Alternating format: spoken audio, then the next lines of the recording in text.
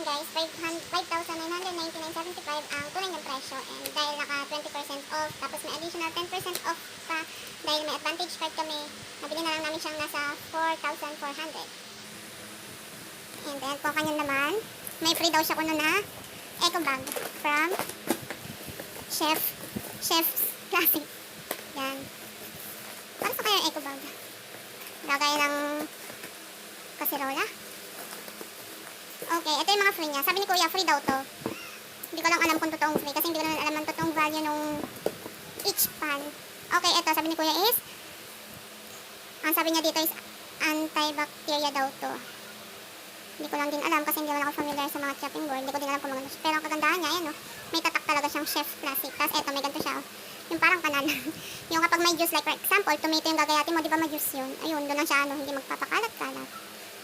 Tinignan ko to sa Dep Store kanina. Parang ang regular price niya is nasa 379.75. And then, eto ay free din.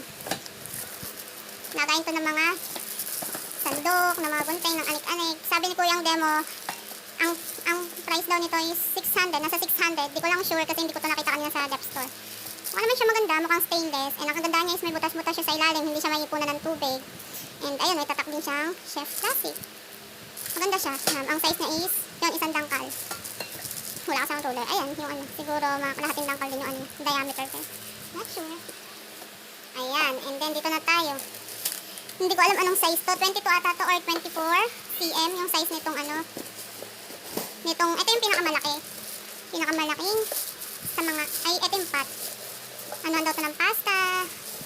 Pwede din siguro nilaga. Sinigang, kaya lang, hindi ko sure kasi sabi nila nakakagasgas daw ng non-stick ang mga buto-buto from pork. Ayan, ang hirap magbukas ng isang kamay ang gamit. Sabi ni Kuya is, Teflon daw siya. Ayun, nakalagay. Ano? Ayun. Ayun, nakalagay pala sa likod. Ayan yung ilalim niya. Pwede din siya sa induction. Pwede siya sa kahit na anong klase ng kalan. Nakalagay dito is 22 cm. Ang kagandahan kasi nito, di ba? May mga tatak pa talaga siya sa ilalim. Naka-embossed. Maganda naman siya. Yung hawakan niya mukhang namang sturdy. Mukhang matigas. Di lang natin alam. Mag-upload na lang ako ng panibagong review siguro after mga ilang months. Para makita natin siya kung talaga bang maganda yung quality ng non-stick niya. Yung kapal niya, makapal siya guys. And medyo mabigat. Kung naman siyang hindi basta-basta. Sana nga, para hindi masayang yung pera namin. This is the first and the last na bibili kami ng ganito. Kasi, alam mo na, may hirap. Okay, ang lid niya is, ano ba yung tawag dito sa ano nito? Hindi ko alam. Kanina yung una namin nabuksan na box is, yung lid niya, hindi siya fit. Dito kay 22 cm. Mabuti na lang talaga. Kaya maganda talaga kapag bibili ka ng mga ganito is sa mall para na-check mo. Kasi yung mga napanood ko sa review, katulad yung napanood ko sa review sa Massplex, yung Galaxy set from O Shopping. Yung order nung ano, hindi pantay yung lid. Tsaka yung ganito o yung bunganga, hindi siya ganun kabilog. Parang may dent. Ayan guys, yung naunang nabuksan box is hindi sakto yung lid. Buti na nga lang at nasa mall, napalitan kagad ng demo. Ayan, kasya na siya, di ba? Fit na. Buti na lang at napansin kagad kasi kung hindi, o di ba hassle pa, dadali mo pa ulit sa SM yung isang set mo. Eh, ang bigat-bigat nito. Katulad namin, wala kaming sasakyan. Ayan, ito yung sauce pan. Ewan, ang tawag sa mga ganito. Pero kasi sa mga nakikita ko nung nag-check ako sa Lazada, sa mga Shopee, sauce pan nga daw ang tawag sa ganito. Ayan, ang hirap niyang hilahin. Ayan, ito yung sauce pan. Lutuan siya ng mga noodles. Ito, feeling ko good for one Lucky Me chicken or 3, yung mga ganong size serving. Maliit siya eh. Nasaan ba yung ruler? Basta, ito, ano siya? Bali. Ito daw ay 16 cm. Ayan, 16 cm siya, tapos 6.3 inch. Ayan, katulad nung nauna nating pot. Naka-emboss din yung tatak, and then induction ready na din siya. Pwede sa kahit na anong type ng kalan. Ay, nakagandahan niya kasi di ba yung iba, may mga pan set na ano siya, hindi siya pwede sa induction. Ito, pwede kahit saan. Pero yung gamit namin kalan is ano lang, gas stove. Wala siyang gas-gas. Ayan, maganda naman siya. Makapal din siya. And katulad ng pot, yung hawakan niya, mabigat din pala siya. Mabigat. Kapag may kaaway ka, yan. Tapos ito yung lid niya. Nasaan yung lid? Ang dami kasing ano. May karton na, may paano pa. Pero mas okay yung ganun kasi alam mo talaga mas secure yung product. Yan. Ito, yan. Same design lang din naman, pare-pare. Ito, kasi ito usually yung mga nagiging problema namin sa mga ganito namin. May regalo kasi sa amin before sa kasal. Parang ganito yung style niya.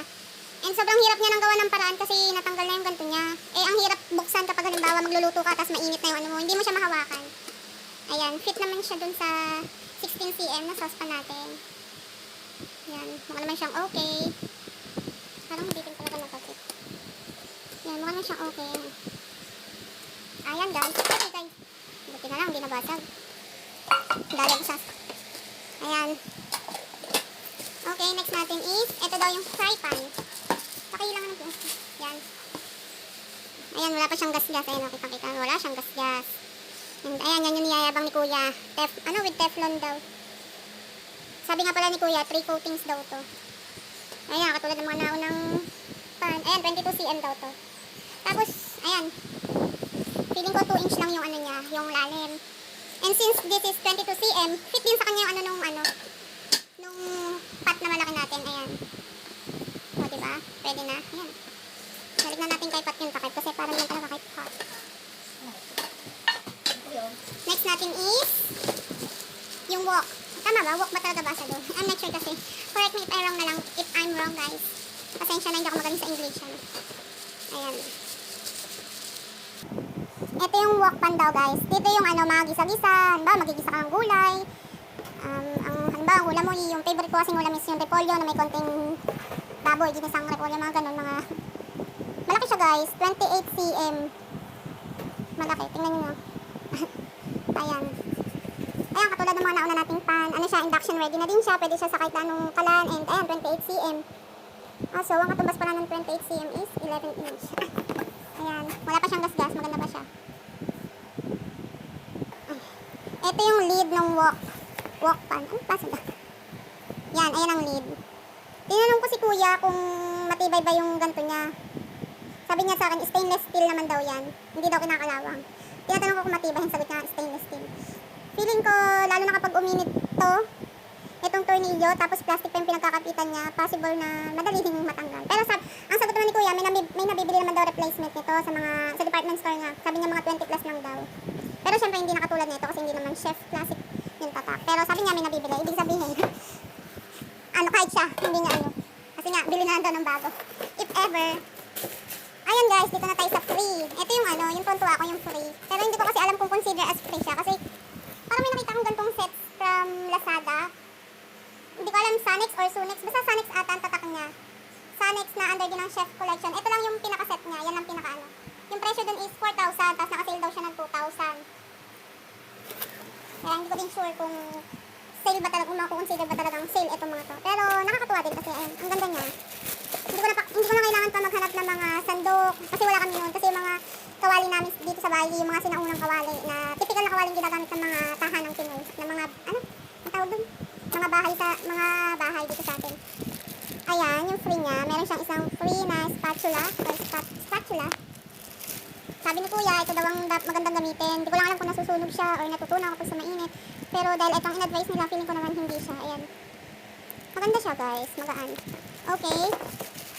Dito natin siya ilalagay. Kasi lagay niya naman talaga to. Okay. Diyan. Yan. Tapos ang next one natin is yung hindi ko alam tawag dito yung sandok. Hindi ko alam tawag sa English. Sandok lang. May tatak din siya. Ayan. Sandok, ladle ata ate. Ewan. Ayan. Magaan din siya, katulad ng spatula. Parang nung nagtingin-tingin ako nito, may mabibili ka naman na hindi ko lang sure kung mas flex talaga yung tatak niya. Pero parang mga less than 100 din naman yung ganito. Ayan. Ang next natin is tongs. Tama ba? Tongs ba tawag dito? Yan. Ano na din. Hindi ko alam anong klaseng plastic to, pero plastic siya, yung dulo. Ito lang daw ang gamitin ko. Ayan, may tatak din siyang chef classic. Sabi ni Kuya stainless daw to. Yan. Sana nga hindi kalawangin. Kasi ang pangit talaga ng gamit kapag kinakalawang. Ayan. Mahaba siya. Parang mga isang ruler. And next is gunting. Niyayabang ng demo na pwede daw matibay daw siya. Pwede daw siyang pamputol ng mga palikpik ng isda, ng mga ganun. Tapos ayun, ito pangbukas ata to. Yan, maganda naman siya. Ayan. May tatak din siyang chef classic. Hindi ko na natingnan sa depth store yung mga nito kasi kanina grabe sobrang daming tao sa SM, Kalamba. And ito yung kutsilyo. Hindi ko alam anong tawag sa kutsilyo to. Kasi lahat ng kutsilyo ang alam ko kutsilyo.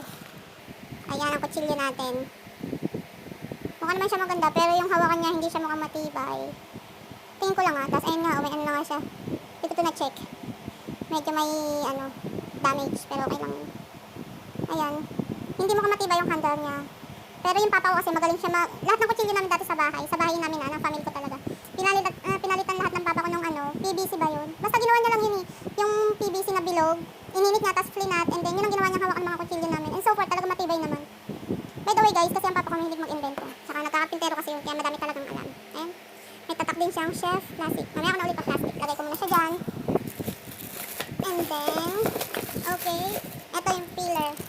Pillar nga ba? Filingera. Pillar, ayan. Sana matalim din siya. May pillar naman kami, nabili namin sa Japan Home. Matalim naman, ayan, hanggang ngayon buhay pa. Sana ito ganun din. Kasi mukha namang mamahalin ng chef plastic. And then, ito ang wala kami. Can opener. Yan. Ito natuwa ako. Wala kasi kami nito. Hirap na hirap kaya ako lagi magbukas ng mga dilata, lalo na yung mga meatloaf. Yung buti pa yung corned beef, easy open na, yung mga meatloaf ang mahirap. Eh, kailangan baliktaran pa yung bubuksan mo. Ayan. Stainless daw siya. Ang size niya is, sandang kanto. Mabigat siya. The last but not the least. Anong tawag dito? Curry knife daw to, sabi ni Kuya. Ha? Perry? Ewan, basta kutsilyo. Ito, chef plastic din. Ito, mukhang walang problema yung ano niya, walang gas-gas, walang sira. Maganda siya. Pang ano daw to, sabi ni Kuya, pambalat ng mga sibuyas, ng mga gulay. Para sa ng pillar. Panggayat daw to ng mga maliliit na gulay. Ayan. Okay na guys, tapos na. Wala nang laman ng ating box. Wala na. Okay, dito na tayo. Ayan, ito yung laman ng aking bagong biling pancit. Ayan. Sisipagan na yata ako magluto na ito ha. Kaya lang wala na akong pambiling ulam kasi binili na namin ito. Bigyan ko na lang kayo ng update siguro kahit after 1 month and then kapag naka 5 months na din. Ayan, bali ilang pieces ba siya? Nakalagay dito ay 18 pieces. Ayan guys.